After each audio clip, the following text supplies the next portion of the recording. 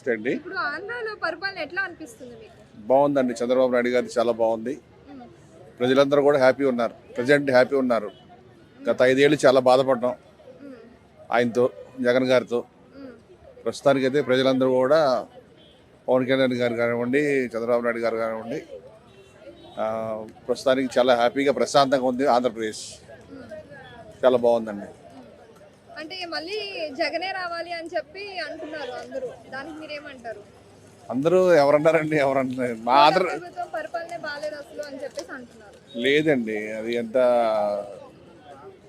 గత 5 ఏళ్ళతో పోలిస్తే అది నేను నాకంటే రాజకీయాలకు అతీతంగా చెప్తున్నానండి. అంటే నాకు చంద్రబాబు నాయుడు అంటే ప్రేమ కాదు, జగన్ అంటే ద్వేషం కాదు.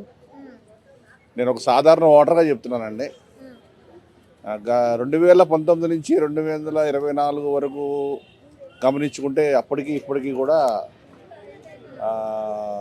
చాలా ప్రశాంతంగా ఉందండి. ప్రజెంట్ అయితే చాలా బాగుందండి. అంటే మీకు ఏమైనా పథకాలు అందాయా సార్? వస్తున్నాయండి అన్ని. మా అమ్మగారికి యాక్చువల్గా ఇప్పుడు 4,000 ఇస్తున్నారు. అంతకుముందు 500 పెంచుకుంటూ వెళ్ళారు. 3,000 ఇచ్చారు, 400 ఇస్తున్నారు. అట్లాగే ఇల్లు ఒకటి రావాలండి. ఇల్లు రాలేదు ఇంకా. ఇల్లు ఒకటి రావాలి. ఆ ఇల్లు గురించి ఆలోచిస్తాం. పరిపాలన అయితే బెటర్ అండి. ఆయనకని ఇది బెటర్. ఏమండి? ఫ్రీ బస్ అది అనవసరం అండి. నాకు తెలిసి ఫ్రీ బస్ అనవసరం. దానివల్ల ఉపయోగం లేదు. అంటే చాలా మంది చదువుకున్న పిల్లలు, కాలేజీ అమ్మాయిలు వాళ్ళందరికీ చాలా యూజ్ అవుతుంది కదా. ఎవరైతే వర్క్ చేస్తున్నారో వాళ్ళ వరకు పెడితే, కాలేజ్ స్టూడెంట్స్ వరకు పెడితే పర్వాలేదండి. అందరికీ పెట్టి అనవసరం అంటాను నేను. కాలేజీ వాళ్ళ వరకు అయితే పర్వాలేదు, అని అందరికీ అనవసరం. చదువుకునే పిల్లలకైతే పర్వాలేదు. అందరికీ పెట్టి కప్పు చేస్తారు ఇప్పుడు. దానివల్ల ఏం ఉపయోగం లేదు. పనులున్నా పని లేకపోయినా బస్సులో తిరుగుతున్నారు జనం. అంతే. ఇప్పుడు కూటమి ప్రభుత్వం వచ్చాక అవినీతి ఎక్కువైపోయింది అని చెప్పి అంటున్నారు. ఎక్కడండి? ఎక్కడ ఉందండి? నాకు తెలిసి అవినీతి ఎక్కడ ఏం జరిగింది? జగన్ గారు చెప్పారు జరిగిందని. చెప్తానే ఉంటారు ఆయన. నాకు తెలిసి ఏం జరిగింది అవినీతి? పవన్ కళ్యాణ్ గారు అవినీతి పరుడు కాదు. యాక్చువల్గా మేము పవన్ కళ్యాణ్ చూసే ఓటేసాం కూటమి ప్రభుత్వానికి. ఎందుకంటే ఆయన గత 20 ఏళ్ళు చూస్తున్నాం. ఆయనలో నీతి నిజాయితీ అన్నీ ఆయన 20 ఏళ్ళు చూస్తున్నాం మేము. ఆయన ఎటువంటి మనిషి అందరికి తెలుసు. మేము ఆయన చూసి చంద్రబాబు నాయుడు కొట్టేస్తాం, కానీ చంద్రబాబు నాయుడు చూసి పవన్ కళ్యాణ్ కొట్టేలా. ఎందుకంటే 20 ఏళ్ళ నుంచి చూస్తున్నాం. వాళ్ళు ఏంటి, వాళ్ళ ఫ్యామిలీ ఏంటి మాకు అందరికీ పరిచయం కాబట్టి ఆయన చూసే ఓటేస్తాం. పవన్ కళ్యాణ్ గారిని చూసి చంద్రబాబు నాయుడు కొట్టేస్తాం, కానీ చంద్రబాబు నాయుడు వాళ్ళ ప్రేమతో ఓటేయలేదు. ఎందుకంటే తెలుస్తుంది కదండి ఏం సంపాదించుకోండి. పవన్ కళ్యాణ్ గారు ఏం ఒక రూపాయి చూపించండి ఆస్తి. ఆయనకు పలానా దగ్గర ఇల్లు కొన్నాడు, పలానా దగ్గర ఇంత ఆస్తులు ఉన్నాయి, సింగపూర్లో ఈ హోటల్ కొన్నాడు. పవన్ కళ్యాణ్ గారు ఎలిగేషన్ ఉందా? ఒక ఎలిగేషన్ ఉంటే చూపించండి. ఏం లేదు. ఆయన ఇచ్చే మనిషే కానీ తీసుకునే మనిషి కాదని అందరికీ తెలుసు. ఇది ఓపెన్ సీక్రెట్. ఆయన అందరికీ తెలిసిన విషయమే.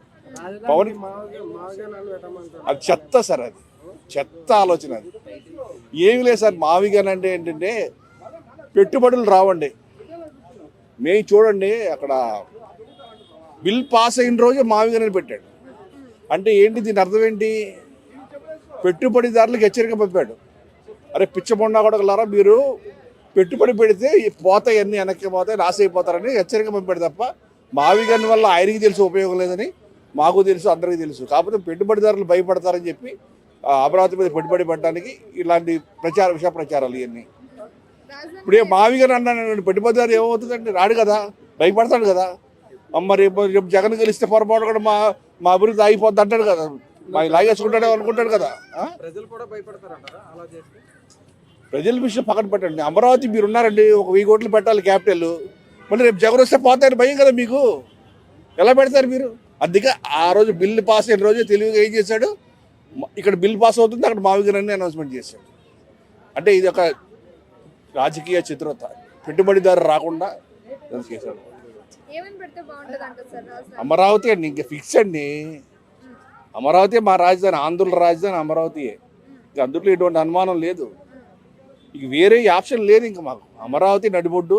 అటు చిత్తూరుకి కానీ, ఇటు శ్రీకాకుళం కానీ, ఇంక వేరే ఆప్షన్. 3 రాజధానులు ఎన్ని ఒట్టి మాటలండి. ప్రజల్ని మభ్యపరచడానికి, ప్రాంతాల మధ్య వైషమ్యాలు రేపడానికి తప్ప మా రాజధాని అమరావతి. రాడండి, ఎట్టి పరిస్థితుల్లో రాడండి.